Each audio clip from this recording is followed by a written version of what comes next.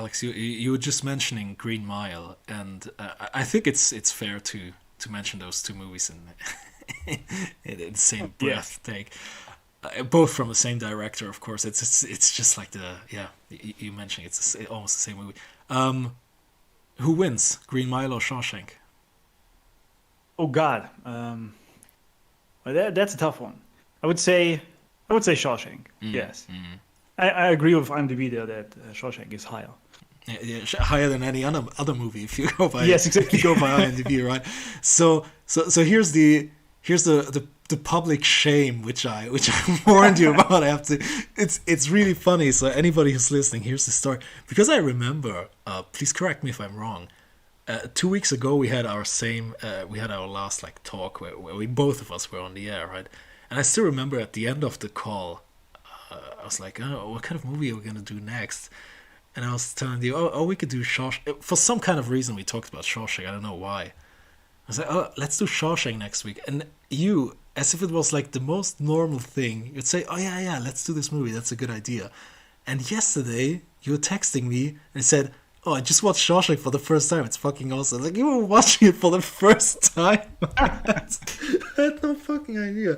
So this is super special for me because I have the chance now to talk to you, and you have like a very fresh memory of your very first viewing of Shawshank. And this is very rare because not many people can say they have never seen this movie. It's a very, yeah, like I said, it's the top #1 IMDb movie. And what's like your initial reaction? You said to me you were blown away. It's better than you expected. Tell me what was going on in your mind. I think you watched it yesterday, right? So what's going on in your Yes. mind? What was going on in your mind right as the credits rolled and you were watching it for the first time? Actually, that's quite interesting because quite recently I read a book called The Surrender Experiment. I don't know if you're aware of this. And the basic idea is to, whatever life brings you, you should stop judging it with that voice in your mind and just like go with the flow and do whatever it brings you in the best manner you can. And I've heard a lot about the Shawshank Redemption over my 33 years on this planet, even though I never managed to watch it for some reason I can't even tell you. But initially when I started it, I mean, the movie starts pretty brutal, right? When the whole prison scenario is set up. So I was like, dude, is this like a very gory movie or whatever?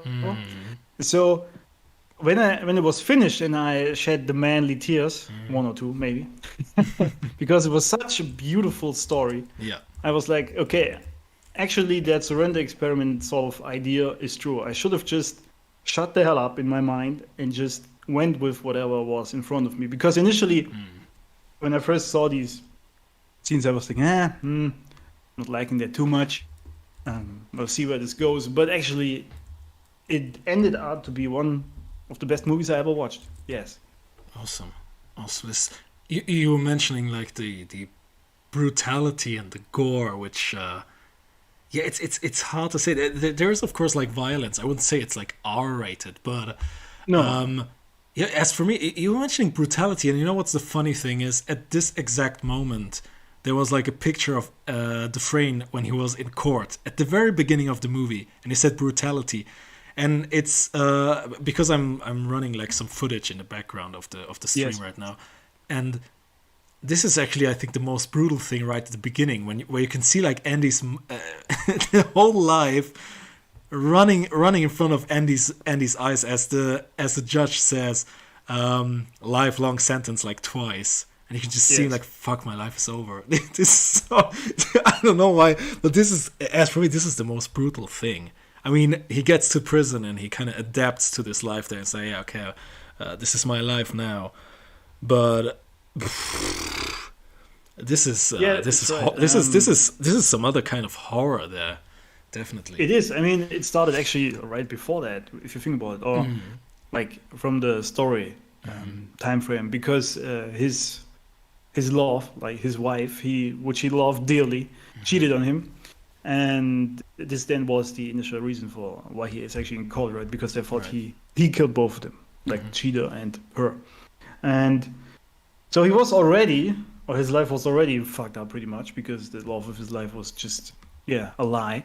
And then he's also injusticely sentenced to lifelong jail without doing anything. So yeah, that was definitely the most brutal scene, I would say, there. Even though when the prison environment is set up, it gets quite physically brutal, I would say, but also mentally. But yeah, the initial scenes in that cold room are very, very tough, yeah. They're definitely not like... Yeah, it is a beautiful movie, but of course nothing for kids. Definitely absolutely not. It's, I remember like the first time I was watching it, and there's never like a scene where there is explicitly is the word that rhymes with ape, which I'm not going to mention because I don't know how fucked up YouTube is. But yeah, apparently there are like scenes which kind of gives you the idea what is happening there, and this is where some kind of trauma builds up in your mind, and the only thing I was thinking about after watching this movie for the first time is like, I never want to go into jail, never in my whole life. I want to get the holy fucking shit. I just don't want to go. That's you see, but the interesting thing is that you even can go into jail if you didn't do anything wrong. Did you see the twist coming? You were watching it for the first time. Did you see Dufresne was innocent? That's a good question. I'm thinking about trying to figure out what I was thinking there in that second, because I'm usually very immersed in movies when I watch them. Sure. I don't think I saw that coming, actually, because he was so cold and calculated in that cold room. But I think it was mostly because he wasn't really there, like mentally. So it was. I think it was some kind of it's his character trait. You never see him like being very expressively like watching a movie and it's like he's laughing his ass off. This never happens. He's like a very introverted person, if you want. So I don't want to say it has anything to do with his job. He's a banker. That's his job of Andy Dufresne. And he's convicted of murdering his wife and her lover, and since the state of Maine has no death penalty, he's giving like 2 consecutive life sentences, and he's been sent to this harsh Shawshank prison.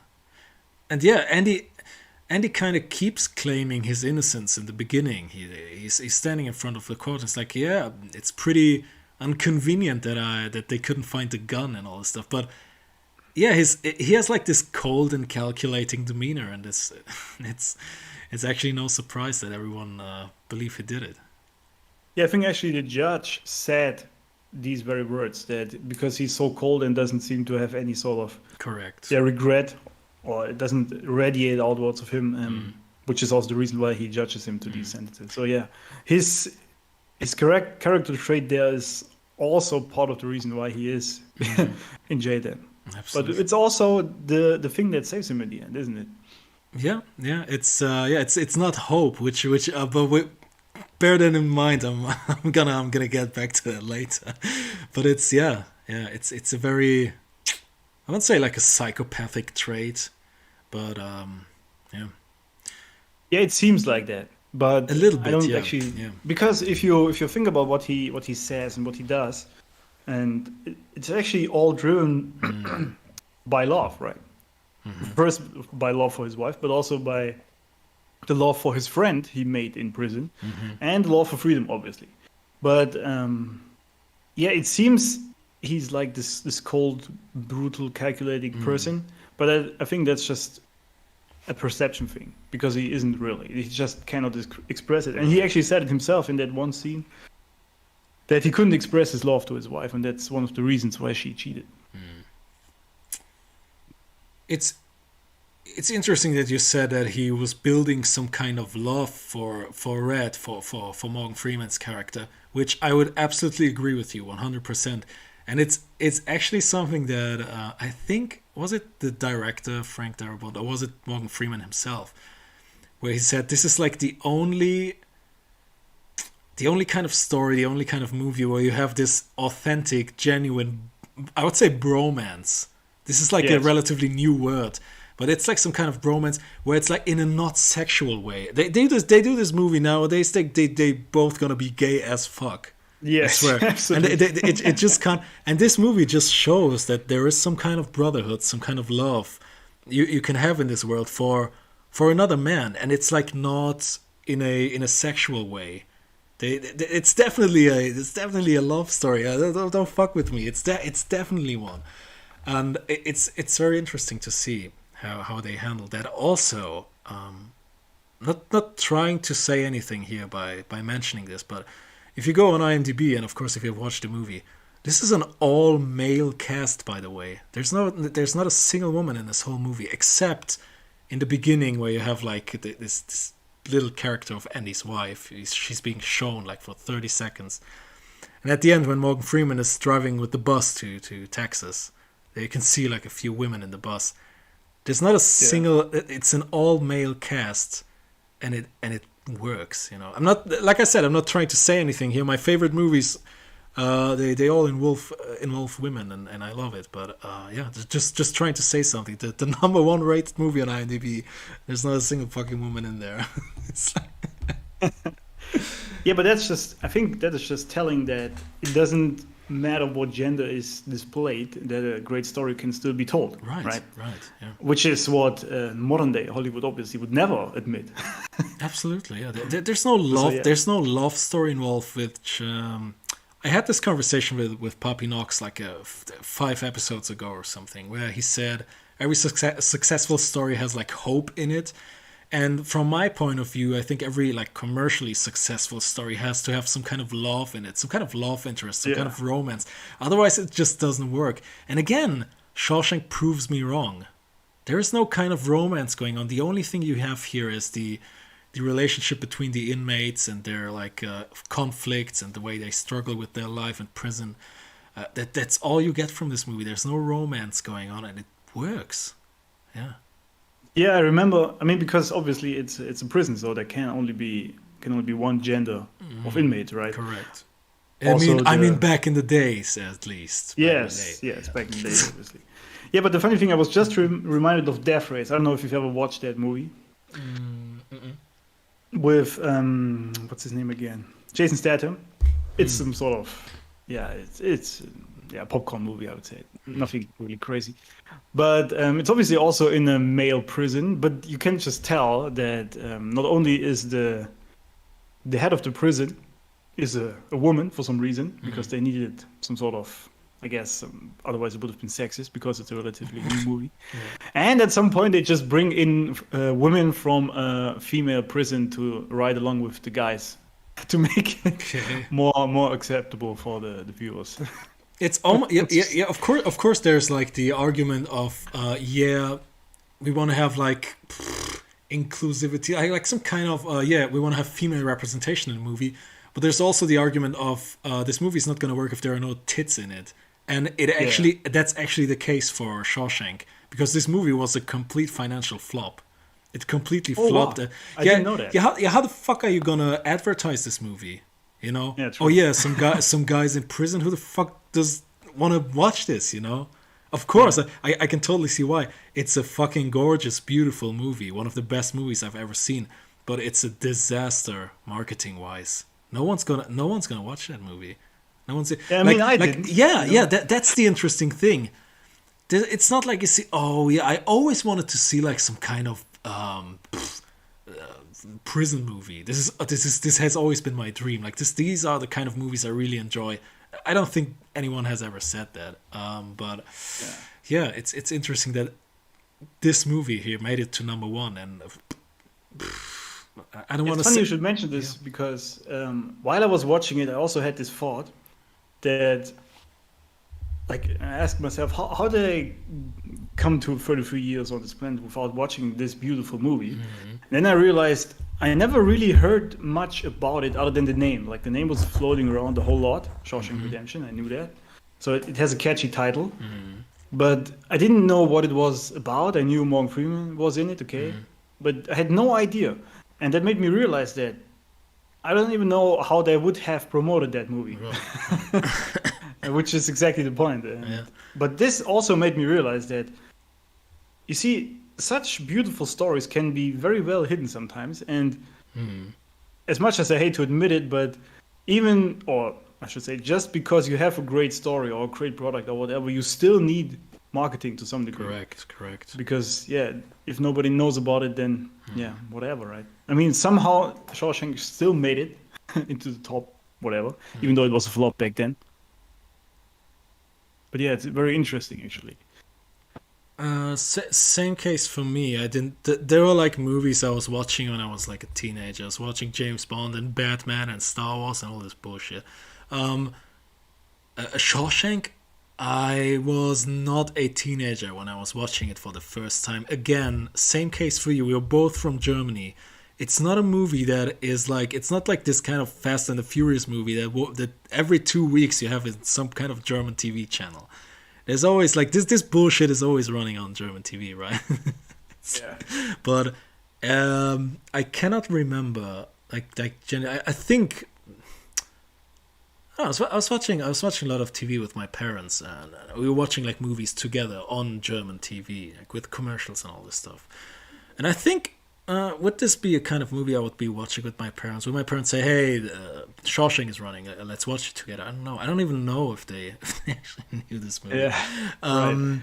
It's just a not well-known movie, and it wasn't just a marketing disaster cinema-wise, but also like in German television. At least for German television standards, I cannot remember that this was ever running on German TV, and it's still right now it is. Because there's like this popularity going on. Oh yeah, it's the number 1 rated movie in the world. I saw it once, like it was running on TV, but yeah, for a movie being this good, it's not promoted very well. I guess, especially for Germany, one thing is also, and this is a common theme, that the title was stupidly bad translated into German. I'd say like the convicts or the condemned, I think. The condemned, right. Yeah, right. That's really the title. So the Shawshank is not even in there. Yeah, but Shawshank Redemption saying this stuff in Germany, I think this would confuse the hell out of people here. I was like, well, is this? Yeah, probably. Yeah. I guess that's the idea why they did it, and made it into the German version of The Condemned. But still, when I see a movie that's called The Condemned, I'm like, okay, what the hell? Also, I was thinking about something completely different when I'm watching this title in Germany. I'm not gonna say the German word right now because it doesn't make sense. But I'm seeing this title in German. And I'm thinking about I have a complete different idea of a movie than what it actually is. Yeah, you're right. Same. I mean, in the original, there's the fucking word redemption in it. It is in the title. Yeah. This is like some kind of drama story. When I hear the German title, I'm like, oh, this is gonna be like some kind of, It's more depressing. It's more brutal. What I hear, it's a very brutal word in Germany. You know that. Yes. I didn't want to interrupt you. No, I actually forgot what I wanted to say. No, that's okay. It happens all the time, man. So marketing disaster even more in Germany. Funny enough, the Green Mile, they kept it here in Germany. Yes, that's the weird thing sometimes, right? Yeah, sometimes I just keep the name.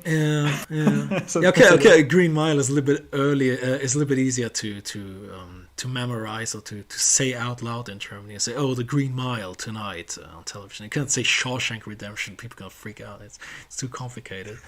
Originally, it's based on this short story of Stephen King, which is actually called Rita Hayworth and the Shawshank Redemption. I'm glad they cut out the first part. Yes, it would be even more of a disaster. So could be in the title, even though I think the title is beautifully chosen. Definitely. Yes. How close is this actually to the original story? It's actually just a short story from Stephen King. It's not like a whole novel. I never read it, but it's pretty close, as far as I know, to the original material.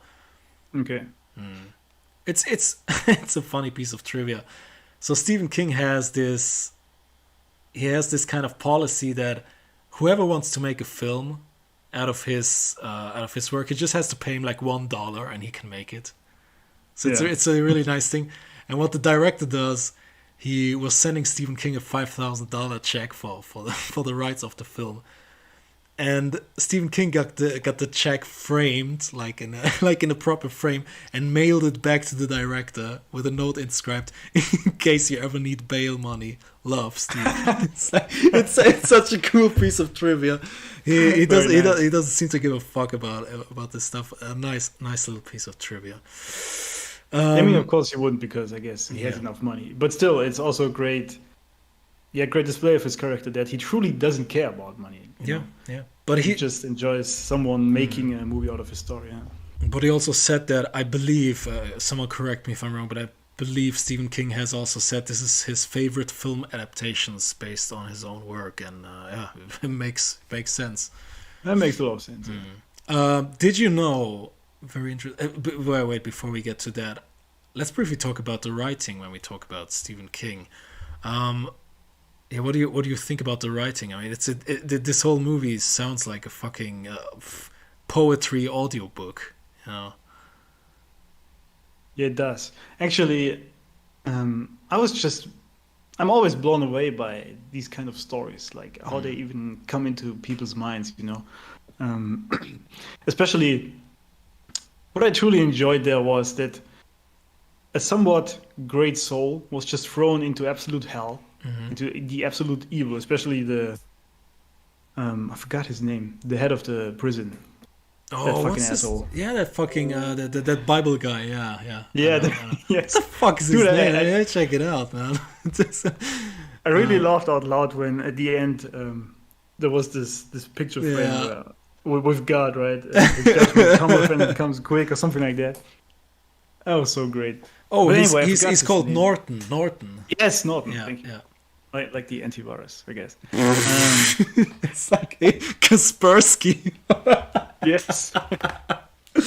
Oh my god. Well, no, we are not affiliated. Go away. Yeah.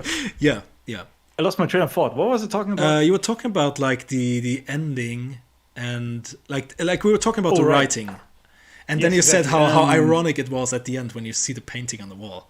Yes, but initially I wanted to talk about the fact that this beautiful soul was thrown into this hell, in this evil place. And the great thing, however, was that his soul wasn't poisoned by it. That is something I truly enjoyed about the story. Now, of course, he sort of adapted to becoming some sort of thief or whatever, and sort of adapted to parts of the prison itself. But he still, especially in the end, when he helped Red to get to him and then live a life at the beach out there and all of this, he still had greatness in his soul to help the other people. And especially, I mean, he built so many great things in that prison. So that's what I really liked. And yeah, just very well written also. I think this one quote or paragraph Red narrates in the end about the bird. Oh, Jesus fucking Christ, man. Yes, that was so great.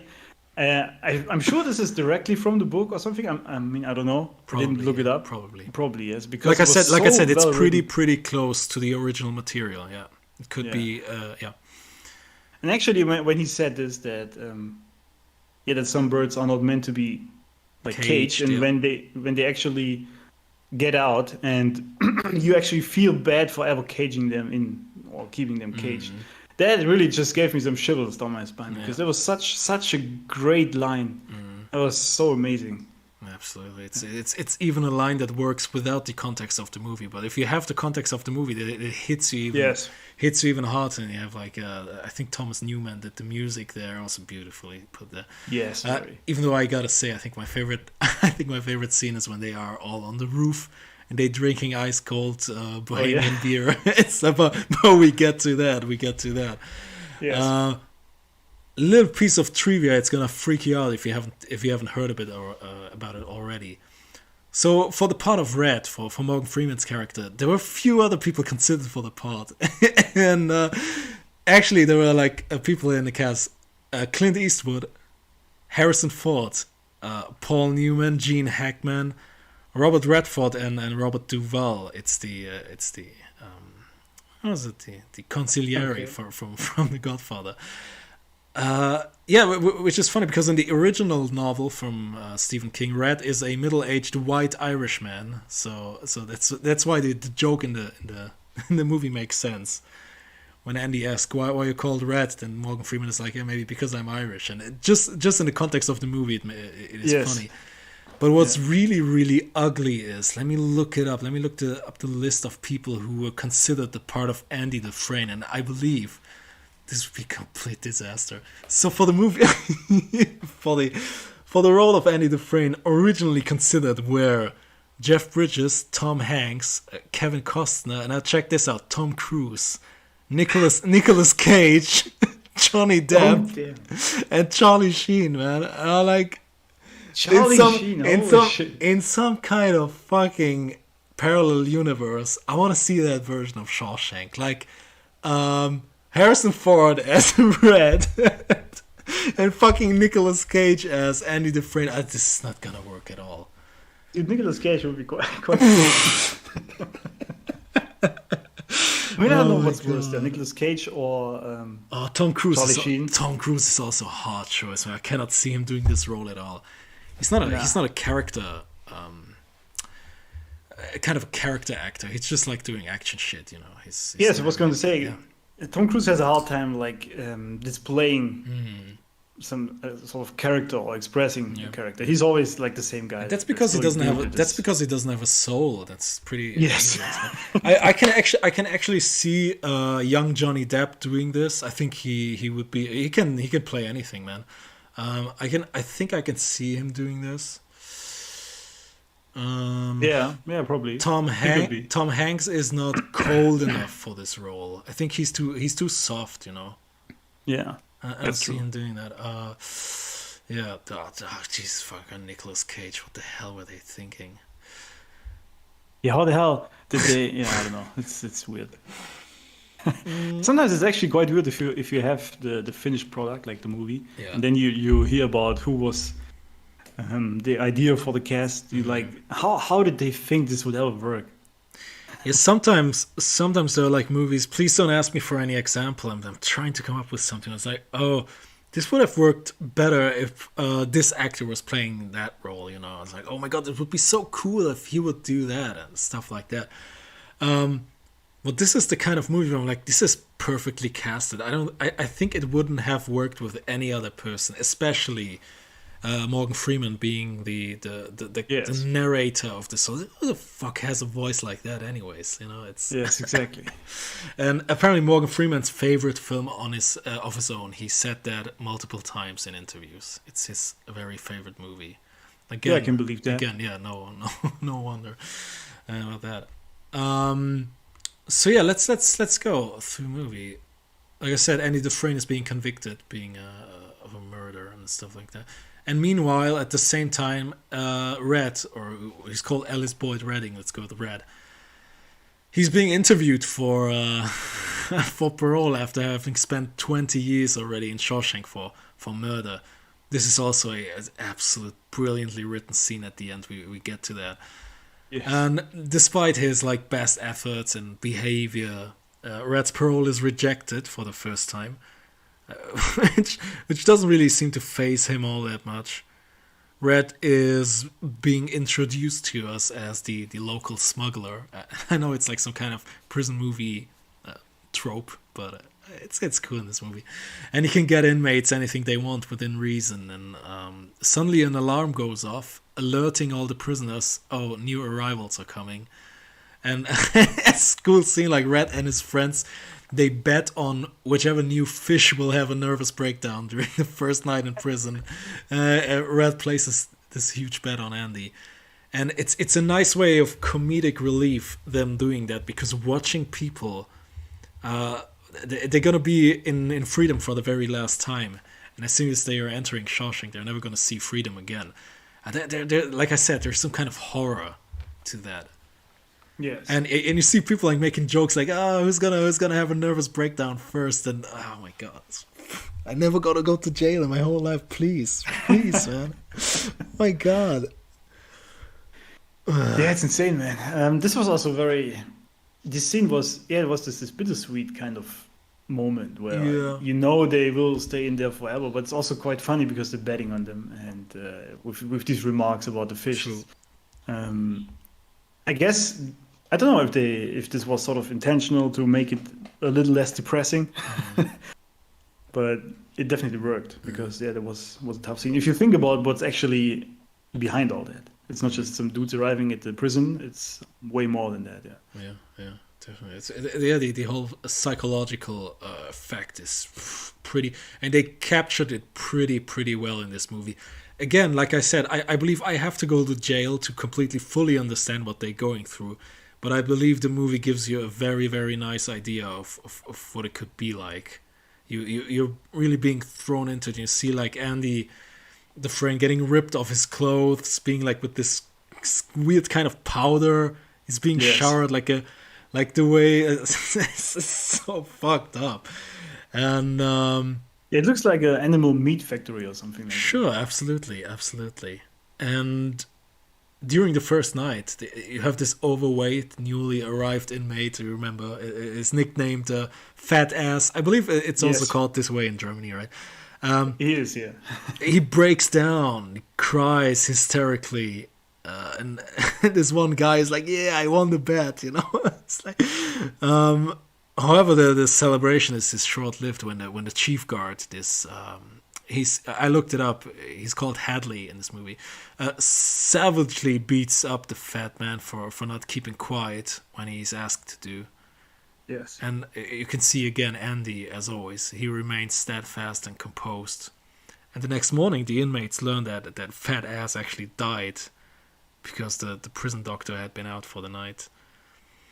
And this is like some kind of okay, it was all just a joke, but right now you're in Shawshank, and this is it was sort of also greatly displayed as like regular business in Shawshank. You know, it happens every now and then. It's like just to remind you where you actually are. Absolutely.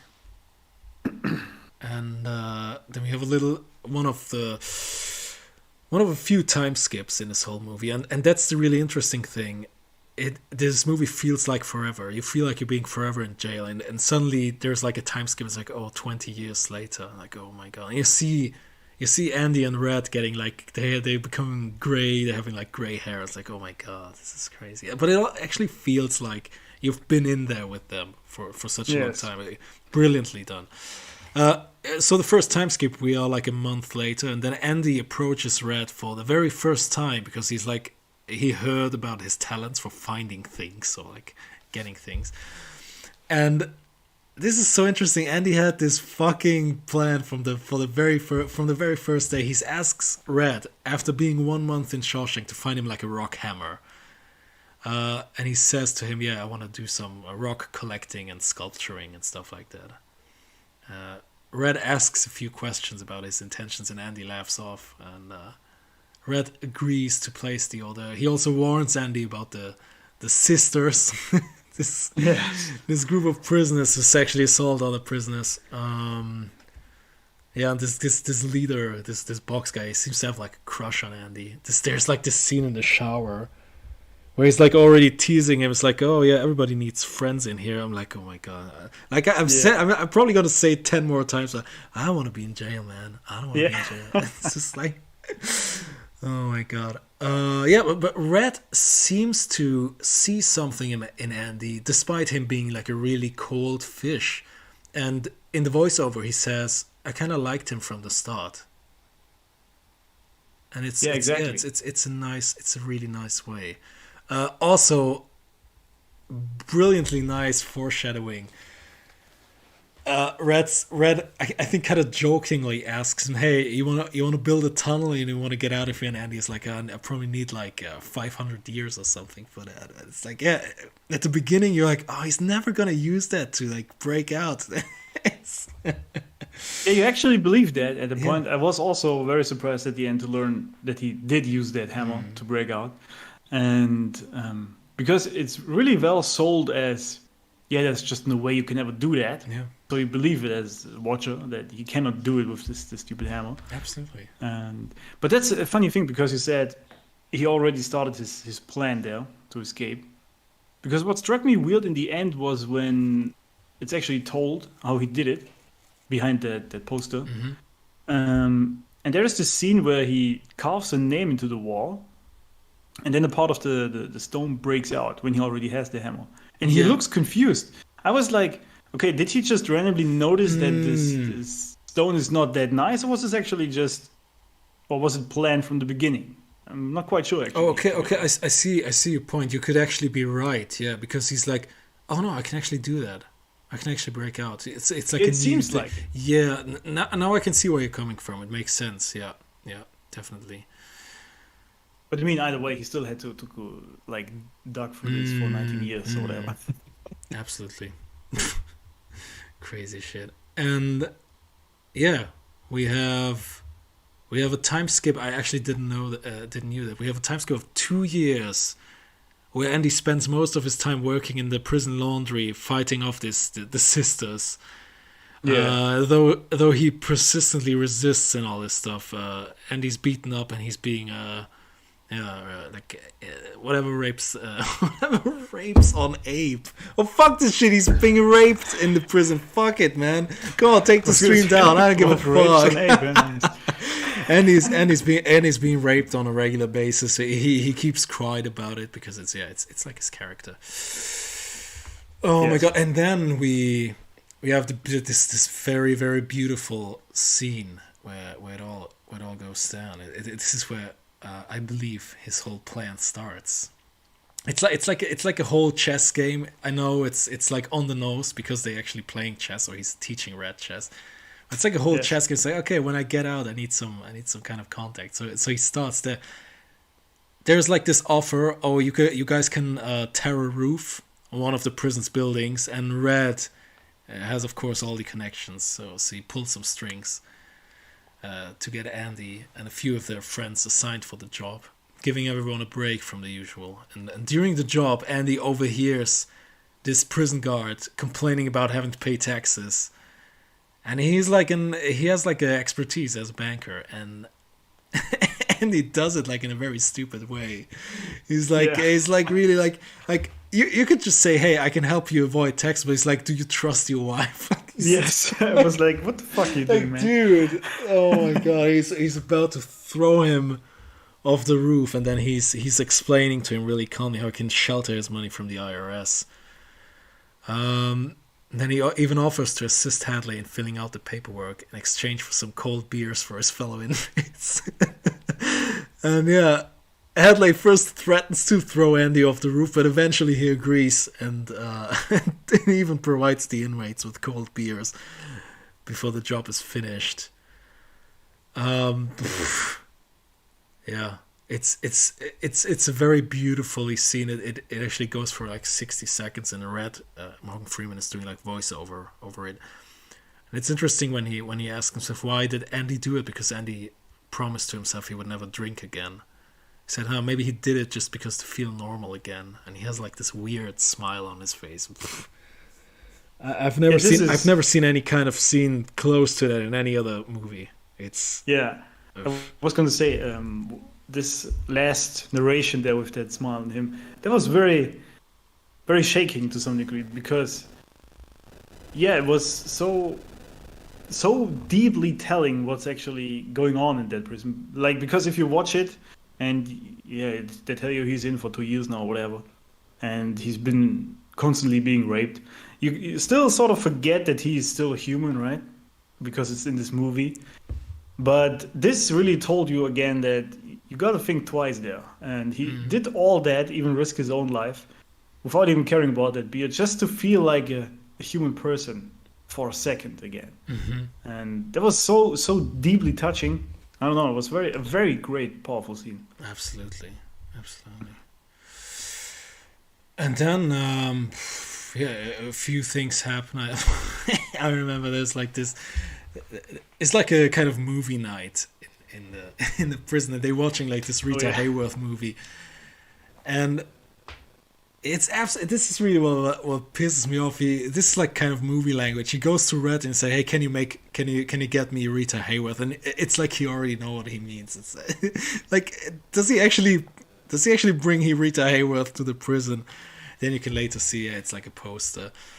Red is pretty surprised by the demand, but he agrees to place the order. At the end, you think like, why was like, yeah, Andy is like this kind of cold person and like really calculating, but there are moments in this movie where you see he likes to play with fire. He really likes to play with fire. He also has this like scene where he does the he's playing the music very loud on the field, and I also hear like he knows that the prison is like, it's like a very Christian, it's like a very fundamental Christian prison. So ask for a fucking poster of Jesus or some kind of Bible verse, so no one's gonna look behind it. But he gets like this, the probability that they would have taken this away from him. It's like like he was really, really risky in there, wasn't he? Yeah, that was a huge risk, absolutely. And I still don't understand why he chose that woman as opposed to there. Maybe he was sensing that this prison thing isn't really that Christian as it is displayed. So maybe he sort of was guessing that the prison guard wouldn't like look behind it and just see the beautiful woman and then move on. Yeah. I don't know, but after all, it was still a very risky move. But then again, I mean, what do you have to lose, right? True. Yeah, and afterwards, the warden Norton, he hears about how Andy helped Hadley, and then they doing this surprise cell inspection, and it's such a it's such high tension there, and he actually has the Bible in his hands, where he's hiding the heroin. Like, oh my god, it's Yeah, actually, he also takes it outside of the cell at the end, right? And then in the last second remembers to give it to Andy. And you can see Andy has like this fucking poker face all the time. Yes. You don't see it. Oh my god. You don't. That's the brilliance. You don't see it coming. You don't see the twist at all.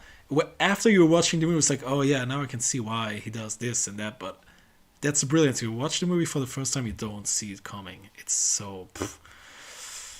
Yeah, absolutely not. Especially, I was thinking while they were searching his cell, I was like, okay, where's the hammer? They have his chessboard and the books and all of this, but where is the actual hammer? Yeah. And so they cannot find him. And it didn't occur to me at all that it might be in the Bible. I just didn't realize that at all. Yeah. So that was well done. Absolutely. And yeah, he gives Andy the Bible back and he says, "Salvation lays within." Fucking brilliant. Yes. Foreshadowing, man. So awesome, man. And Andy's later advised that he will now work in the prison library with Brooks. And the reason is made obvious when prison guard shows up and he's asking Andy for financial advising, and they have like this whole line of people, and actually people coming from the other kind of prison. They say, "Oh yeah, do our tax stuff," and it's so cool. He's like rising up there. Brilliantly done, done, definitely. Oh god, and yeah. That's we have like some kind of comedic relief, and we get like some kind of routine in the prison, and then afterwards we get fucked in the ass again when we have the Brooks situation, and I think you were mentioning to it before the stream actually started. It's fucking heartbreaking. It starts off with like Brooks. He suddenly snaps and he threatens to kill like one of his friends. To avoid being paroled, and Andy's like able to talk him down, which at the end you could say, hey, maybe it wasn't that smart. And yeah, Red sympathizes with Brooks, having obviously becoming like institutionalized after spending fucking 50 years at Shawshank, and it's being portrayed so beautiful. It's actually like a kind of a mini movie within a movie. Yeah. It works completely on its own. Unable to adapt to the outside world. And even Red remarks with those creepy words. He says, these walls are funny. First you hate them, then you get used to them. And enough time passes, you get so used to them that you depend on them. It's... It is like the Stockholm Syndrome, isn't it? Kind of. Your chains a little bit, yeah. I mean... it's because he doesn't know anything else, so... Yeah. And the outside world is so different. There's also a very interesting line in there It was narrated by Red, right? I think. yeah, Brooks. pretty much, yeah. Not quite sure, but anyway, he said that when he was outside and like when these cars were driving around everywhere, he said that the world became very hasty. And Yeah. I felt that because I think the world right now is this as well. People don't take the time they need to like even think about what they do, for example.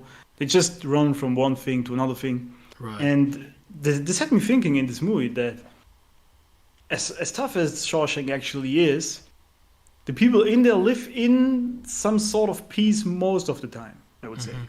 Of course, there's obviously the beating up with the guards and this kind of bullshit with the sisters, obviously, right? So I'm not saying I want to be there.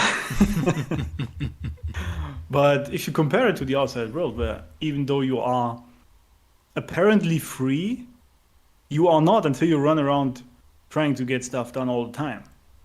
So you gotta ask yourself, what is the actual prison there? Yeah. That really had me thinking when he said that. That was very, very. I mean, this whole movie had so many scenes where you can go into deep thought.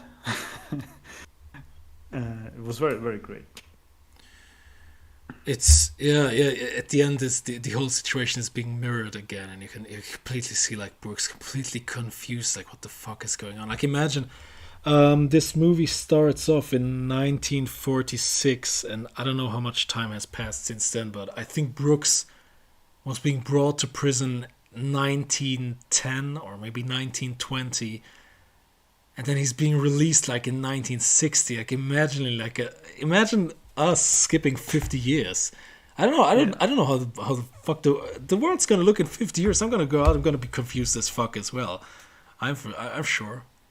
Yeah, I would say no, thank you. I'm gonna go back because what the hell is going on here? Yeah, absolutely. Because I mean, if you don't, especially these days, because the world is moving so fast, if you don't like actually live there in that world, I think you absolutely completely lose the sense for reality.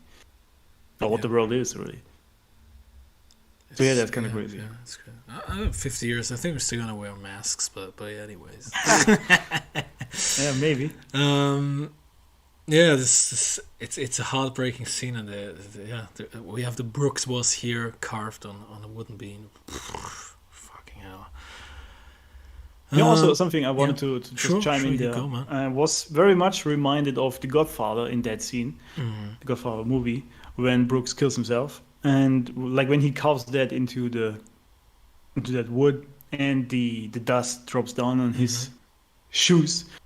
And this reminded me of Godfather, not because of the same thing happening, but because this movie, just like The Godfather, takes its time for its scenes. Yes. And I really enjoyed that. Like, there was at least, 30 seconds or whatever of just seeing his shoes where dust drops on it, and you just hearing the sound of him carving into wood.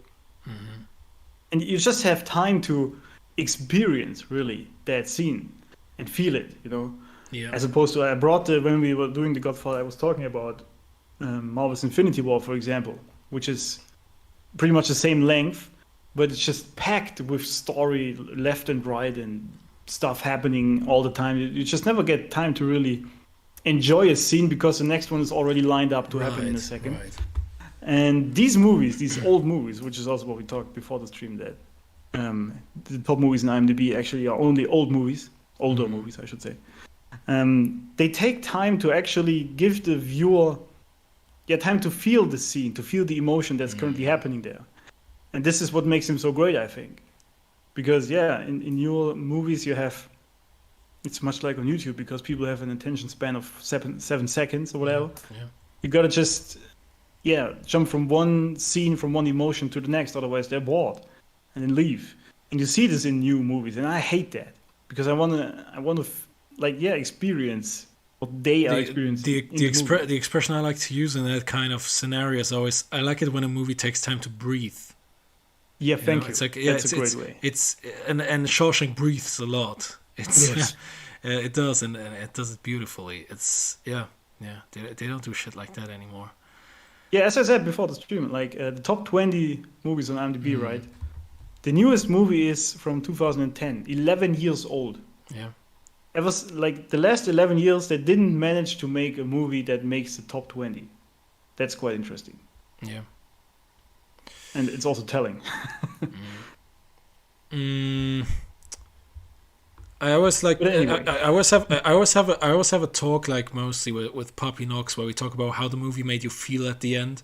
And me and him, we both hate it when the movie makes you kind of feel depressed afterwards. It's like with Joker, you know. That's why I hate this fucking movie. It makes me so depressed at the end. Like, give me back my 2.5 hours fucking movie. So how was it with Shawshank? How did you feel at the end? You say you were like very you were like touched, very intimately touched by this movie. It's like a very very touching movie. So how did you feel afterwards? Was it like a depressed? Was it hopeful? Was it a nice feeling? Will you watch this movie again? It was an absolutely great, I would even say joyful feeling. As much as, or as tough as this story actually started out, it was very beautiful. It truly felt great because of what happened, and especially how it was portrayed, especially with these lines like with the bird, etc. And so this really made me feel great, especially in the end when it was actually also quite interesting when they are meeting each other on the beach and the camera pans out, right? And I was so eagerly waiting for them to hug each other. You don't see it, right? I mean, you can see it at the edge of the screen, I think, but yes, you can perfect see it, ending, yes. Yeah, but it wasn't the last second before it sort of blends out. Yeah. And I was saying, if they don't hug right now, I'm gonna be pissed. Oh my god, yeah. Because it was such a relieving moment for these two to see them again. Yeah. And so I will absolutely watch it again, definitely. But yeah, it made me feel great, and I agree.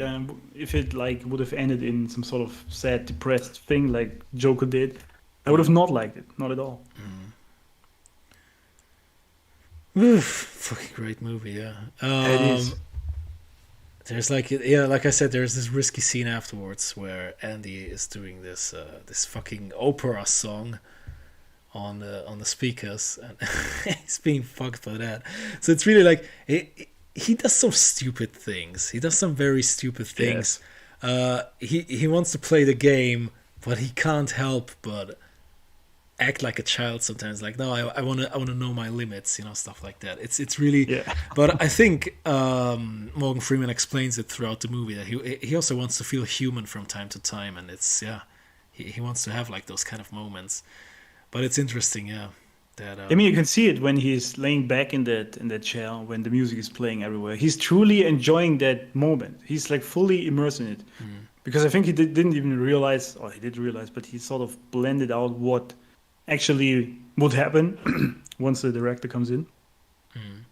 Even though he obviously knew, but even then he said it was worth it, right? Because he had the music with him when he was in that dark hole. Correct. So it was absolutely worth the price to pay that. Absolutely. Yeah, I'm a little bit don't think I'm like not here. I'm like not attentive. It's just this movie makes me think about a lot of things. Oh yes, absolutely. I think it's very deep it goes very deep into the human soul, like what we like to do, what we are as humans, and what makes us human. I think this is very deep topic in this movie, and that's why it makes you think so much.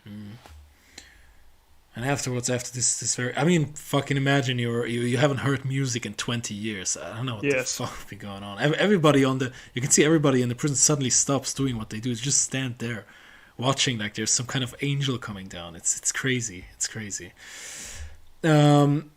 Not long after, Red has his second parole hearing, and it's interesting.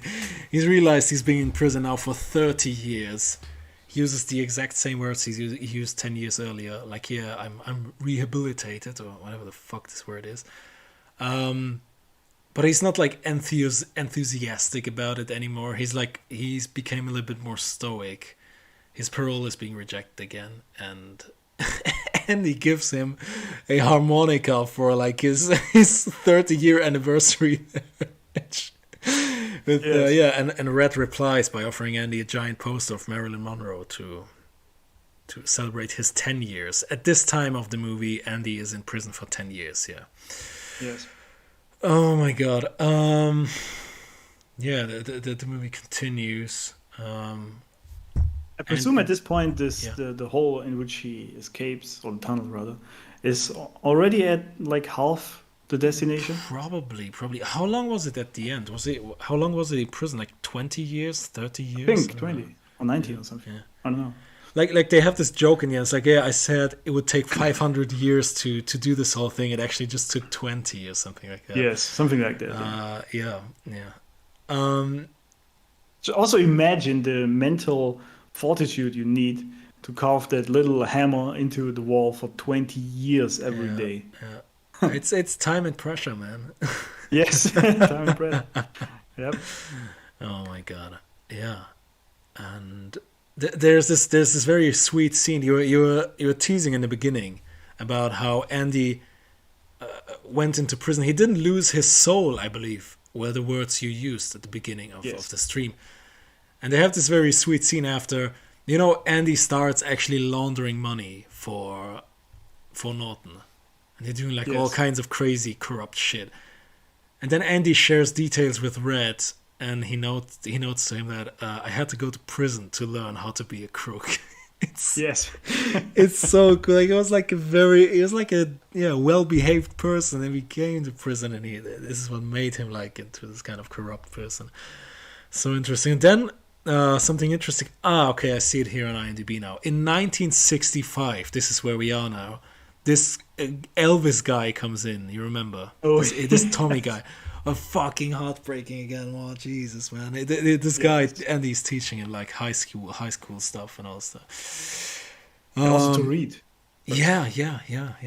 And he comes to Shawshank to serve time for I think breaking. Oh, sorry. Can I interrupt very quickly before we proceed? Because with this guy, I remember this one scene when it was also narrated by Red, when he said that Andy always needed something to do, a purpose. I don't think they used the word purpose, but definitely was the idea there.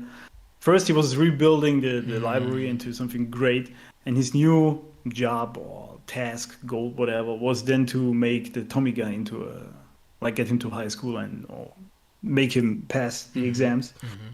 And this also had me thinking that, I talk a lot about purpose, right? It's almost a meme at this point. Just like 1 or 2 times a day. It's not much, man. Yeah, it's not very much. Which is a purpose itself, but yeah. Yeah, exactly. It is. But also, even in this kind of prison, man still needs something to do, right? That had me thinking in that moment, because you could just sit there and accept your fate and do nothing. And I'm sure some do, but it ruins their soul. And he didn't accept it. He said, no, I've got to do something. I mean, he had a plan at this point, so that was fueling him, I guess. But even before that, he was doing things to make the environment he found himself in at least a little bit better. That was his initial purpose.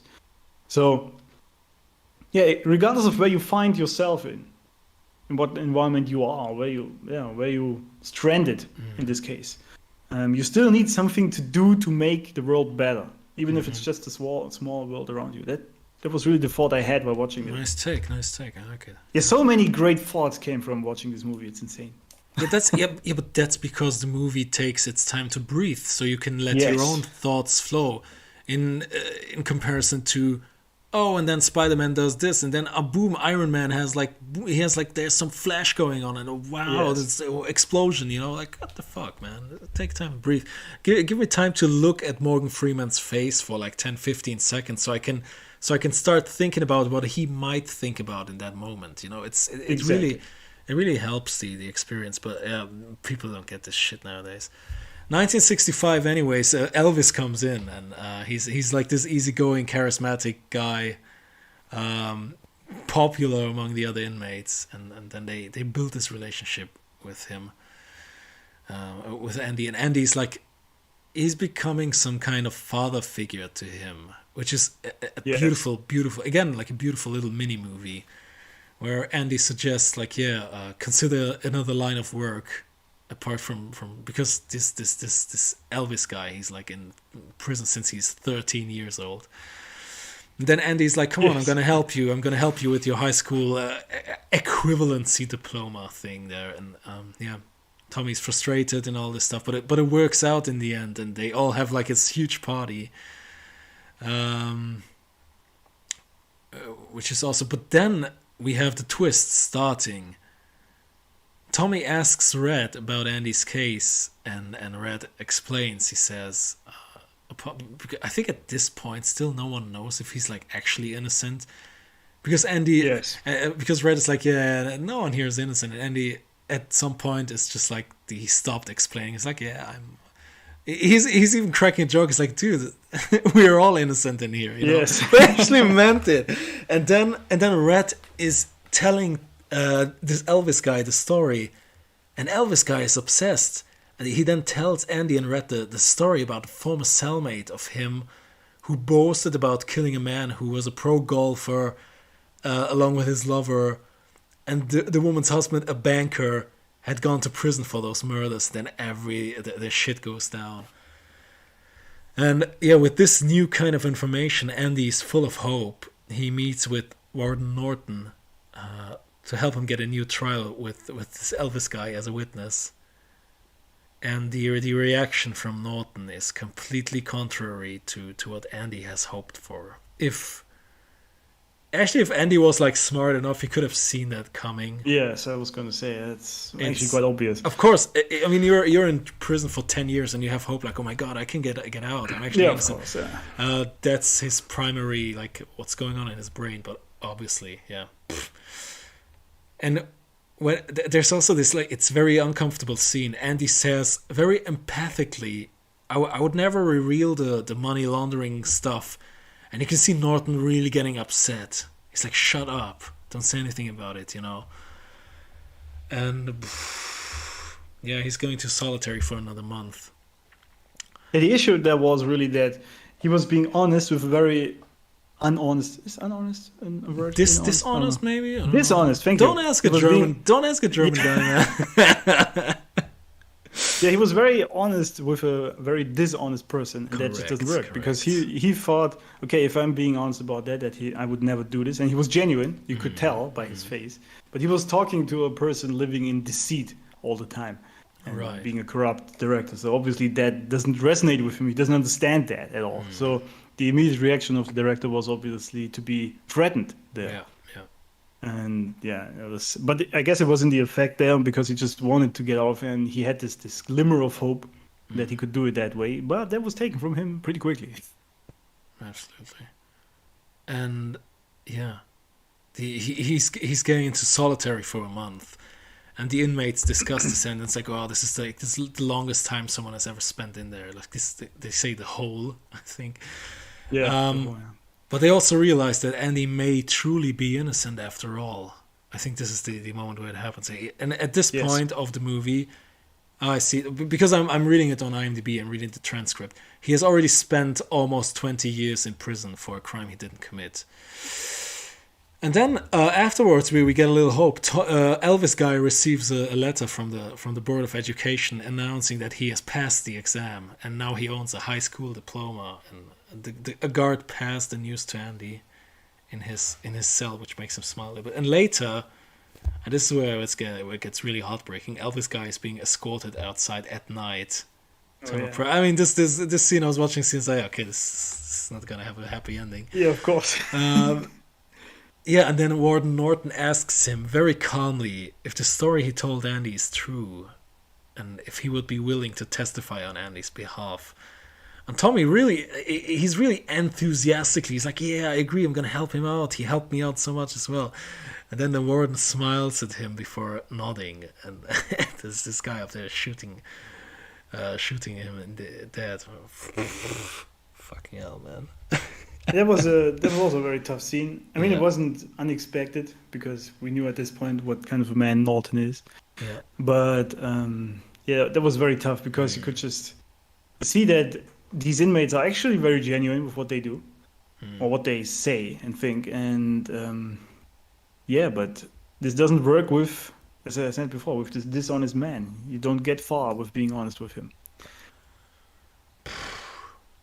Yeah, and afterwards, Andy is being released, and he's being told that Tommy tried to escape, and they had no choice but to shoot him down. And Andy obviously doesn't buy that story, and it's the first time Andy loses control of himself. He tells Norton to fuck you, and everything stops, and I'm not going to work for you anymore. And Norton threatens Andy, shuts down the library, burns all the books, and he he puts Andy into the hole again for a whole month. Think about it. And when he comes out of that, he and Red they have like, I believe, the best talk in this whole movie. They sit down at this like stone thing. Yeah. At the courtyard, and they have like a conversation where Andy talks about his wife and how much he loved her, and he feels responsible for her death, even though he didn't pull the trigger. And then they talk about like projects, future projects, if they ever get out of prison, and he talks about this Mexican city. He wants to go to the beach at the Pacific, and also it's just fucking beautifully written. Whenever I'm like watching a scene in on YouTube, I just want to watch the whole movie. It's really crazy. They talk about their dreams, about their hopes, and all this stuff. It's very deep. It was very deep. Also, the things he tells him, because he said that just because he didn't express his love for her or whatever, that doesn't make him a murderer. It just makes him, if anything, a bad husband. And you know, these truths that are just thrown out there like that easily, but he still finds himself stranded in there regardless of that. So that's a very great scene, yeah, indeed. Also the hint he gives him about the ending of the movie. Yeah. It's, oh my god. Yeah, actually Red says to him, it gets lost in translation, but in English he says to him after he tells him his dreams, Red says to him, "This is a shit pipe dream." Quotes. It's like foreshadowing at its best. Yes, I was like, Red might be like an inspiration for him. Some kind of, oh my god. Yeah, they have this little talk about hope. He criticizes Andy for allowing hope to mess with his mind like that. And then it will only destroy with him and all this stuff. And yeah, this is like I said, it's not a criticism about the movie. It's just that people think Andy is actually talking about hope while he's having a plan, you know? Because what many people think hope is like, okay, you have like two inmates there. At this point of the movie, you think, yeah, there's like no plan to escape. They didn't have like this very secret plan. And then, of course, all you have is hope, right? Yeah. But this is where it gets wrong. Because Andy wasn't having any kind of hope. He wasn't having a plan. He was not depending on hope. I think maybe you could say he had like some kind of hope, but it got destroyed the moment the director killed this Elvis guy and said, okay, I'm completely on my own. If I don't escape from here, I'm never going to be released. But yeah, for some reason, many people still interpret this movie to be like this. It's all about hope and all this stuff, while this movie is completely absent of hope, in my opinion. Now you have seen the movie, you have watched it, and you have read my take in the green room of Red Smoke. What is your take on this? What's your opinion on my take? Yeah, I mean, Red even says at some point in the movie that hope is very bad in this prison, or that you don't have hope in Shawshank, I remember, because it makes a man go crazy. And I actually agree with that, because yes, you can have hope, that's all fine and well, but hope alone doesn't do things. I mean, it's like saying you have goals and dreams, but without actions, they are just dreams, right? Nothing really happens. So I guess it's a combination you need to have. You need to have hope that you can make it, but you also need to work towards it. I think, for me, hope is really just another term for like a goal. You know, you have this idea what you want to achieve, or where you want to go, or what you want to happen, but you still need to take action, so you actually build pathways for it to manifest, so to speak. But yeah, in regards of the Shawshank Redemption, I don't think that this movie is really about hope. Like, as you said, there is some talk about it in the movie, and especially in the ending, I think he even tells Red to never lose hope in that letter, I think. The exact quote is, "Hope is a good thing." Yes. Yeah. And I guess that's why people think that it is about hope. And he wasn't really hopeful, was he? Except for that, as you said, except for that one scene when it came about that he actually is innocent. Maybe there was some sort of hope, and you could see that driven by hope, he actually did some very stupid actions. Yeah, and not only that, and apart from that, he's being like very calculating and stoic. He's like, okay, I gotta do this, I gotta do that, I gotta stay very cool when someone inspects my cell and takes my Bible in his hands, you know. Yeah. This has nothing to do with hope. He escaped because he had a plan, and that was like his only motivation. It had nothing to do with hope. And especially in the end, when Red is being questioned for the third time, he actually completely gives up. He's like, I don't give a shit if you leave me here, if you take me out, do whatever you want. He speaks from his heart. This is someone who sounds like, okay, I completely lost hope. There are some people actually out there claiming that this is like some kind of manipulation from Red, who says, yeah, this is exactly what they want to hear, but I don't buy that. It's actually him giving up. He doesn't give a shit. And, yes, exactly. And then people say, but yeah, he escaped because he didn't lose hope. No, he actually gave up. That's yeah. So that's why I don't. This is like the only thing I'm like really struggling with in this movie, and there's not really much a problem in this movie, but how people see it. My issue here, really, yeah, when I can chime in there, is because you see this a whole lot. I don't want to get too political because of YouTube, right? Mm-hmm. But there was this sort of movement with a Q, you know. I'm going to say more about that, and a recent president. And someone, I think it was Jack, who rightly said it is all just hope porn.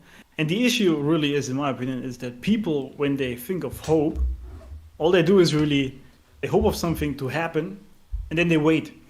Yeah. The things just magically appear that help them. But that's not how it works. You still need to do something. You can have hope that it works out. And I actually would say you should have some sort of, but you could also say it's a belief or faith instead of hope that the things you do will actually work out. But you still need to do something. Yeah. And I still also agree with you very much there that this movie isn't really about just hoping for things to work out for you. True. It's about working with the tools you have in the environment you were thrown into, making the best out of it, and then having faith, hope, or whatever you want to use, and working towards that. This is why I said I think hope is more a term of like a goal, because that makes much more sense in my mind. But yeah. People use this as a sort of excuse. Yeah, I have hope that this works, and then they do nothing. True. This is especially, I'm really drifting away here from the movie, but this especially happens with you were mentioning the word faith. This especially happens with like Christians or like any kind of religious people.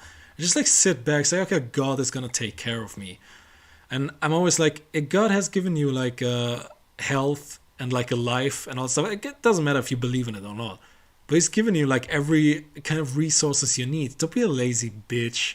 Do something, you know. Like it's also really, that's like, it's really when they say that. Yeah, like also it's really it's really offending if you actually believe in God. At the end, you're gonna come up and say, yeah, why didn't I get this? Like, why the fuck didn't you do anything with your life? You know, it's really like it's a very people become very passive, and this is what I don't like about hope. Of course, if I'm working hard, 16 hours every day, hustling hardcore, trying to make my dreams come true, I of course hope that it works out in the end. But I think this is a different kind of hope. Instead of saying, I hope one day I'm gonna meet my future wife and we're gonna get along perfectly.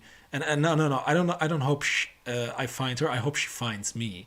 Bullshit like that, right? Yes. I think there are different kinds of hopes there, and in case of Shawshank, this has nothing to do with hope. It was a plan, a nicely beautiful executed plan. Yeah. This is also because I mentioned in the beginning the surrender experiment, right? This book.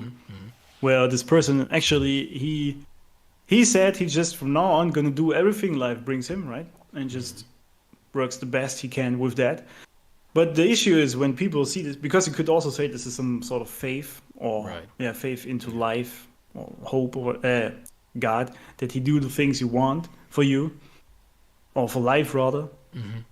But it's not the point, because he was still very active. He was working all the time on these things that were given to him. For example, he was actually like a hippie meditating in the woods, but then life brought him the opportunity to build a computer program for I don't even know, medical kind of thing, because this was his hobby or whatever.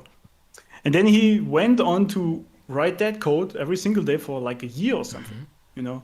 So it wasn't just sitting around hoping that life brings him things. Yeah. He was seeing the opportunity from life, which you could also say is maybe hope that you get opportunities. I could agree on that. But then you still need to seize them and actually work on them every day and make them real.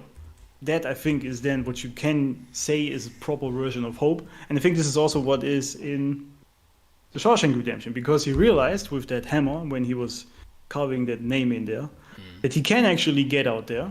It just takes time and pressure, right? But he still needed to work on it every day for 19 years. It's not like life suddenly gave him the ability to get out of there all of a sudden. Yeah. But what modern day media does, or in that case also old media, is it always rewards people for being hopeful. I'm taking now, it's the absolute most stupidest example I can pull off out of my ass right now, comparing to fucking Shawshank. But I'm always thinking like How I Met Your Mother, which is actually brilliant. I don't know if you're familiar with all 9 seasons. No, because I'll be honest, I was quite bored. Okay. Because as for me, this is like the perfect example. You have like the protagonist who is like completely hoping about this perfect future wife bullshit shit. And yeah, in the end, he's being rewarded with it, even though it comes with a bittersweet ending. I'm not going to spoil it now, but it's a pretty accurate. Actually, I think I saw the ending, but I don't remember it. So the ending is, fuck this shit. If I'm going to spoil it, who the fuck cares? Yeah, it's stupid serious. So he finds his wife in the final season. But in the end, we find out that the reason he's telling his kids How I Met Your Mother, which is the title of the series, is because the mother has been dead for like 10 years already. They just had like maybe 5 years of marriage together, and afterwards she became sick and she died. So this is the reason he's telling the kids all kind of fuck and hookup stories. I don't know. Yeah. But yeah, this is what I like about the bittersweet ending. This is what you get when you bet on hope only. In most cases, you don't even get 5 years with someone. I don't like the aspect that he's being rewarded. What I really would have liked for How I Met Your Mother to be end like, hey, he's actually talking to himself. He never met his mother, shit like that. He's like just sitting around, nothing happened. and he just doesn't realize that he just made the biggest mistake of not like taking action. He's just waiting for, oh no, it has to be perfect, shit like that. But yeah, apart from that series, because this is a good example, there are also many bad examples where just like, oh yeah, you have to trust and you just have to hope and everything just works out at the end. It just doesn't work out like that. No one's gonna give you anything for free. Not even God is gonna reward you for doing nothing. Yes, exactly. You still need to bring your share of the effort into your life, so you contribute to society or whatever. If you just sit around waiting for everything to come to you, I mean, that's also a very arrogant viewpoint of life, isn't it? Yeah, absolutely. Like, you deserve all of that without doing anything. Yeah. I mean, because I always say you get from the universe what you give into it, right? Yeah. I think so. This is some sort of balance within the universe, God, life, whatever label you want to choose there. Right. And so what you give in is also what you get out. But if you just don't give anything in, you just consume, right? Yeah. Because you just only watch Netflix or porn or whatever and do nothing, then what do you expect to get there? Yeah. I mean, it's pretty obvious in my opinion. Pretty simple also, but people make it very complicated. Yeah, it's like this is what you get when you're a kid. You have your mother and she loves you unconditionally. That's the only kind of shit you get in life. That's the only kind you can be certain if you have a mother, if she's healthy and all this stuff. It's the only thing you can be certain. And many people don't even have that. Everything else is not for granted. And many people still want this like childlike experience where you feel awesome as a child because everything is being provided for you. Everyone is cooking food for you, and like you don't have to worry about shit. It's not supposed to be like that forever. Yes, and this also, I mean, I said this many times before that the society is very childish in general. If you look at people, they really want everything being given to them, and they don't want to do anything for it, and then they blame the government. I mean, we talked about the mother government before, right? That she should give everything to people, like even money, or fixing their relationships. They want this as well, right? Because they don't want to take the action to actually make it happen themselves. And yeah, I mean, but if you do that, then this is what you get. Nothing, really. True, yeah. It's like when people say, like some kind of nerds or whatever, which I was in the past, that when they sit around playing video games and complain that no great supermodel knocks at their door. I mean, like, how do you expect this to happen? Why do you think this randomly happens? Just go out, fix yourself up, and make you look better, get jacked or whatever, and then learn how women operate, and then you can get it. You can. Everyone can. I mean, the path might be further for some, sure, but it's still the same path. But just sitting around waiting, I mean, that's just a weird mindset. I don't understand that. I always wanted to date a guy who plays Fortnite. Said no girl ever. I think in the best case they actually meet the girl online on Fortnite. It's like, hey, you're hanging out here as well. Let's go for a coffee. Yeah, I mean, you just explained the whole business model of Twitch, didn't you? Yeah, kind of. Sorry, guys, I gave away the secret. Let's quickly wrap up Shawshank, because we're pretty near at the ending. We were talking about the little hope talk, and now we have analyzed it. Still, fucking beautiful writing. I just don't think that many people get the point there. Like I said, they masturbate on the word hope, but it's it's just not. I don't buy it. The following morning, Andy has not answered the morning call, and he's not standing. Oh, no. What happens before is we actually have a lot of tension. And like, Red is a little bit worried about his friend's state. His worries are even heightened further when he learns that Andy has asked for like this rope. Yeah, I don't know if you remember. It's the night before that. It's the night where it's like this whole thunderstorm going on. And Red believes that Andy may have finally reached his breaking point and he's about to commit suicide. And meanwhile, the warden, Norton, he asks Andy to shine his shoes for him and put his suit in for dry cleaning. So awesome. It's so fucking awesome. How often do you look at the man's shoes? It's an appropriate question. And Andy returns to his cell, and the guards turn the lights off for the night, and we got a lot of tension. Red remarks that this was the longest night of his life. Pretty impressive. Nice atmosphere going on. Yes. And then the cool shit happens. The following morning, Andy has not answered the morning call. He's not standing in front of his cell. The guards yell at Andy, "Come out, man! It's time." At the same time, the warden Norton becomes alarmed when he finds Andy's shoes in the shoebox. So this is already doing so he's completely fucking with them right now. And then the alarm goes off, announcing like a missing inmate. And then Norton rushes to Andy's empty cell, and he like demands an explanation. And they bring in Red. Red says he knows nothing about Andy's plan. Then Norton says, "Oh, you guys were like best friends. You know something." Oh my god! And then he throws like little chess pieces at Andy's poster, and the rock punches through. And this is where everybody understands. Oh my god, he actually did it! That's such a fucking great ending. Norton tears the poster from the wall, revealing this huge hole. Which is just wide enough for a man to crawl into, and then then we get like this huge series of flashback sequences narrated by Red. We're being explained with anything. Andy being a fan of geology and all this stuff, receiving his rock hammer. Yeah, and then also like those little hints, like he spent years like digging at night, and he's hiding the dirt from his job into his pockets, and then he would like empty them. It's like so many interesting details. Yeah. It was.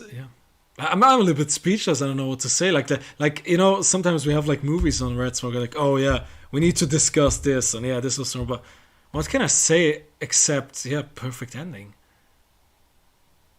I'm really, absolutely. I'm really left with words. I don't know what to say about this movie, except masterpiece. Actually, as I mentioned, after it was over, I didn't actually do anything for, I don't know if I said that, for a few minutes. I was just thinking about it. Because, and this is, I remember the last time this happened, I wish actually I would have seen this movie in the cinema, because much like back in the days with iRobot, even though it's debatable how great this movie is, I like it. But I remember in the ending when it was over, I watched it in the cinema, nobody said a thing walking out of the theater. And usually people will be like, oh, that was funny and this and that, and some chatter starts, right? But with iRobot, it wasn't, because the idea in it, what makes us human, is also very great. And I think people walking out of Shawshank Redemption had the same thing. They were just pondering about life, about themselves, about humanity, and just very deep thoughts. And this is the kind of movie I truly like, when it makes you think. And this is what the Shawshank Redemption did, like, throughout the whole movie all the time. So, it was actually fantastic. And that plot twist, so to speak, I did not see that coming. I was wondering, because I saw the runtime, and I said, okay, this movie is going to end soon. How the hell is he going to get out? And so I did not see that coming at all, to be honest. True. It's... Yeah, you're really surprised, and this is like... You suffer a lot throughout the whole movie, and you get like kind of rewarded at the end. It's really like, everything goes well, and we see him wearing actually Norton's clothes underneath his own in the cell. He's yes, and also the tunnel. That's also why he needed the rope. It all makes sense. Then he uses the rock to hit like this line in time. Several times with the lightning strikes, and he eventually broke it open. And crawling 500 yards of like shit, Andy emerged in a brook outside the walls. And a later search team found his prison clothes, a bar of soap, and a very worn out rock hammer.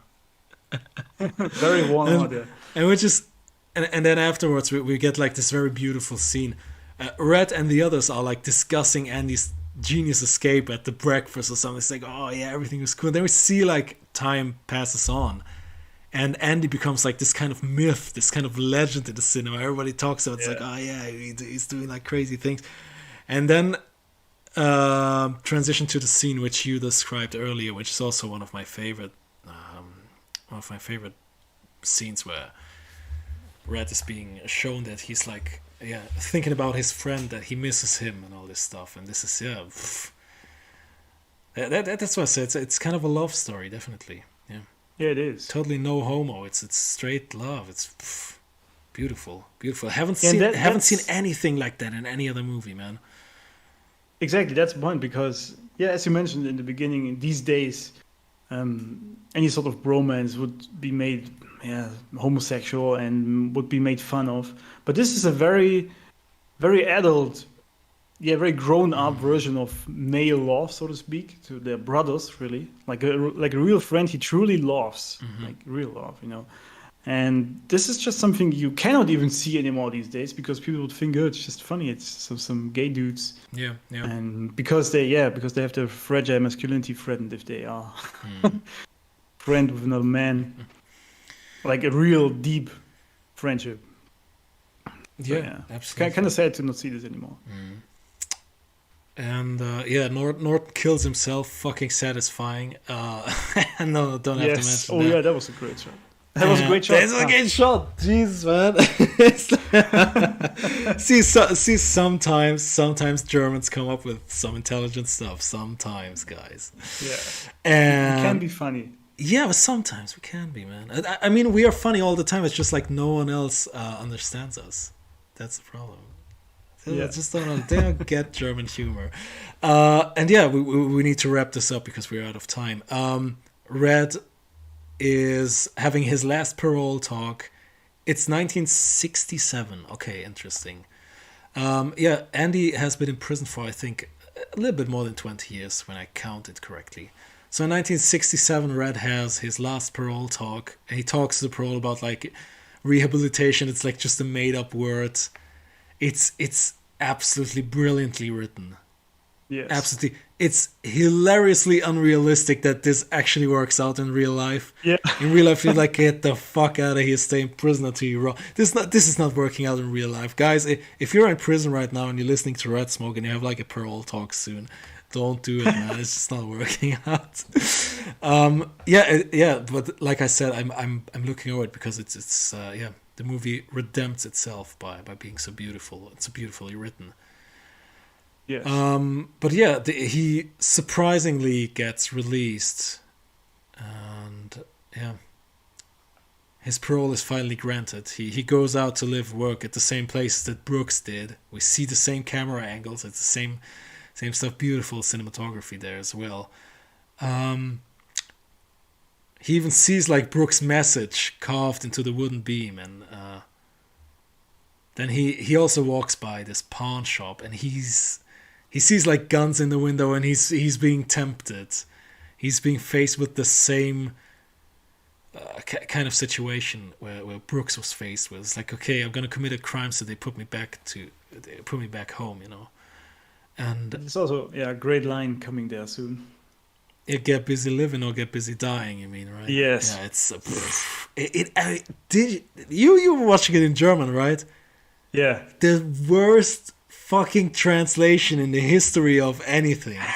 So here's what happens. In English it's called Get Busy Living or Get Busy Dying, and in Germany they fucking translate it as decide whether you want to live or die. Like, fuck off. Yeah, I mean, it's a completely different meaning. Yeah, but I actually got what they meant, and I looked it up, what it's actually said in English, because I wanted to see what it is there. Yeah. And it's just a different meaning completely. So it's a lot gets lost in translation. So again, if you're listening to this in prison right now and you're in a German prison, don't watch it in German. Watch it in English. I don't think this is the kind of movie that's being allowed watched in prison. Like they have like movie nights in prison. Oh, let's watch Shawshank, and then afterwards we watch Prison Break, all 4 seasons. Yes. I don't think that happens. He's being faced with the same decision Brooks had. It's like, okay, I'm gonna go back. But then it's being revealed that he was not looking at the guns, but he was looking at like some kind of compass behind the guns, right? And he bought one. Then Red follows Andy's instructions, hitchhiking like to Texas. Oh, no, it wasn't Texas. It was Buxton. Yeah. And he was finding the stone wall Andy described. Just as Andy said, there's this large black stone. And underneath there's a small box containing a large sum of cash and instructions to come find him. Although he doesn't name the city, just in case. Like, imagine he like... it doesn't remember the name of the city. It's like, Andy, you fucking piece of shit, man. Yes. That would suck, man. I was thinking like this name of the city. I can't even pronounce it. It's like Zihuatanejo or something. But that's only because I watched the movie like 20 times already. Yeah, I guess. But maybe that's exactly the reason you can remember that name, because it's so weird. Maybe, I guess. But even then, if you would have not remembered the name of the city, that would have sucked. That would be so like the best twist ever. Yeah, he says in the letter he needs somebody who can do things for a project of his, and then Red he's being overwhelmed with his feelings, and then this fucking beautiful shit happens. He's carving a new message in a wooden beam, which reads, Brooks was here and so was Red. It's fucking awesome. Yeah. And then a cool thing happens. Red violates parole, and he says, like, it's the second time in my life I'm committing a crime, but I'm unconcerned because, like, they're not gonna come after me for an old crook like me. He goes to Texas, and then he crosses the border to Mexico, and the two friends are finally reunited at the beach of the Pacific coast, just like Andy had been hoping for. Yes. Which that was so beautiful. Yeah, definitely. Yeah, I don't think anyone. Also, go. Yeah, sorry. Also, imagine the feeling when you actually find that rock in that box. Just imagine. Yeah. It's all been true, and you just not gonna like unravel what's actually happening there. And then you see that your friend you made over years in the prison actually fought about you. That's just so awesome. Very. I'm still in awe by this movie, man. It's insane. Yeah, I remember when I was watching it for the first time. It was like late at night, and I was awake for a long time. I still remember it back in the day when I was watching it. It's yeah. This is not a movie where you watch fucking Avengers 5 minutes afterwards. Say, what the fuck was I watching? Fuck this shit. Yeah. You watch this movie, it sticks with you. There are images in it you don't forget. Yes.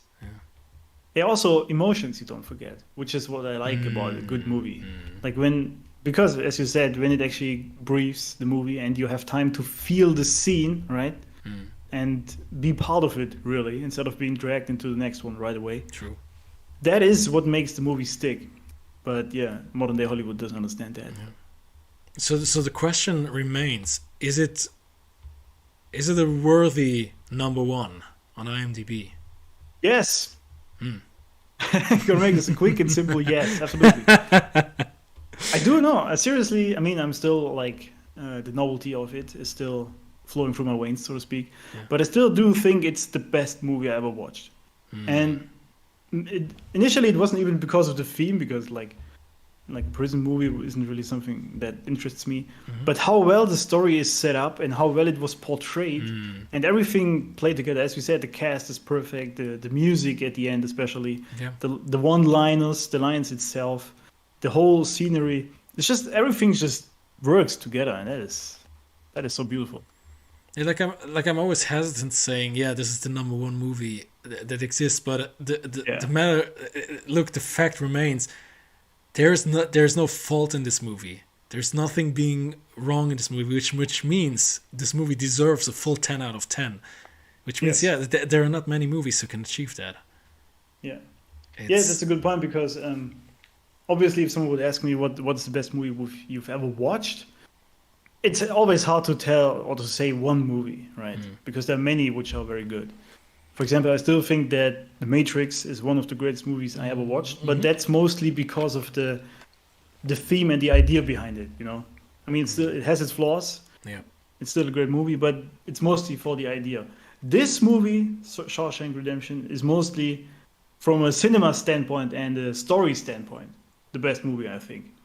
Because there's just everything right.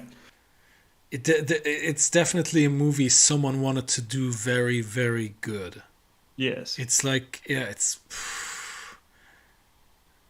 Sometimes you just smell, this is like some kind of corporate thing, like Hollywood want to make money. And like I said, this movie was a financial flop. But you don't make a movie like that just from a standpoint of, I want to make money. And so there is genuine passion behind it. And Frank Darabont, I don't know how familiar you are with his work. I'm always thinking about like two things, or actually three things. It starts off, of course, with Shawshank, then The Green Mile as well, which is, I wouldn't say a copycat. Oh, he did that as well. Yeah. It actually shows, because the movies are so... Yeah, it does. Yeah. They're so similar to each other. And also the first season of The Walking Dead, which was brilliant in my opinion. Yeah, it's stupid zombie shit, but... Wow, but that's interesting. Kind of a switch there. kind of, but still, I don't know if you have seen the first season of The Walking Dead. Not fully, but I saw at least like 5 or 6 episodes. Okay, because it's, of course, it's zombie stuff and blood and all this stuff and stupid shit, but it's actually very, very interesting from a character standpoint. It's he dropped out of The Walking Dead after the first season, and afterwards it already becomes worse. But this is one of the few pieces of television next to Breaking Bad, who I really think, this is genuinely well written. Again, Frank Darabont. He didn't do much, but what he did, it was fucking awesome. I was gonna say, did he do anything else? Let's go to IMDb as a director. So, did The Walking Dead. He did. Let me do this like really quickly. That's also like I was watching the Shawshank, like I said, a few years ago for the first time, and I haven't heard of this guy before. And here's what he did. He did The Green Mile. He did Shawshank. Before that, he did like 2 low-budget movies. Do you know The Majestic with Jim Carrey? I don't know that. Ooh, not really, no. Do you know The Shield? No, I don't think so. No. Do you know The Fog? This is also Stephen King stuff. I've heard of that, but probably in resemblance to Stephen I King. saw it once and I forgot about it when I watched it. And apart from that, only The Walking Dead. So he didn't do much, yeah. Yeah, right. But I But feel, the things he did very well. yeah, I feel like whatever he touches, it becomes gold. But he is definitely someone who, because I am aware of what happened at AMC with the whole Walking Dead disaster. That he wanted to do, he had like own plans, and AMC wanted to make more money, and he wanted to make more episodes and stuff like that. And he definitely is someone who puts quality over money. And rare. Those people are very rare, and it shows. It just shows in the quality of the production. And this is a movie someone desperately wanted to make very, very, very well, and he succeeded with it. Brilliantly done. Yeah. Yeah, absolutely. Yeah, very, very well done. Yeah. That's all I can say. It's like a huge praise. Yeah, I was gonna say there's really not much I can add to this, other than, and that's probably like a real compliment. Then, if you don't try to make up things what makes it actually good, you can just say that's just very well done, and that's it. Period. Really, really crazy. Yeah, it's crazy. I can talk about 50 Shades of Grey for 10 hours. I cannot do this about Shawshank because there's nothing much to say. Watch this movie; it's perfect. Yes. Yeah. If you haven't seen already, watch it. I mean, there is not much to say about perfection, is there? Yeah, except that it is perfect. Yeah. Oh my god, yeah. It is time for me to rewatch it as well. I wasn't having time to do it before the stream, but I want to reward myself soon and watch it again. It's been too long. Sometimes you need stuff like that to clean yourself, clean your soul with a little bit of Shawshank. I always feel better afterwards, after the movie. I always feel a little bit better, yeah. Yeah, absolutely. I felt this when it was over. All right. Alex, there's nothing much to say about it. I really don't know what to talk else about this movie. No, I think we said enough. We praised it pretty much for almost 2 hours, I guess. I guess that should suffice. Definitely. So, yeah. Okay. Yeah, a little bit. Just watch it. Yeah. A little bit of weird ending, a little bit like a thoughtful ending. But this is actually what happens when you watch the movie. After the movie, you'll be a little bit speechless. Yes. A little bit left with words. Not the perfect thing to do when you want to do a podcast, but yeah, it's what happens. Yeah, this is it. There's nothing much to add. Thank you everyone for listening. We're gonna be back next week with maybe even 2 episodes. There's gonna be a James Bond episode next week, and Alex, you and I might do one as well, because I know you're not familiar with James Bond and other stuff. So yes, all good. We're gonna skip this one up, but we're gonna have our own episode, our own official episode as well. Until then, everybody, thank you so much for listening. Thanks so much for tuning in, and I'll see you next week, everybody. Bye bye.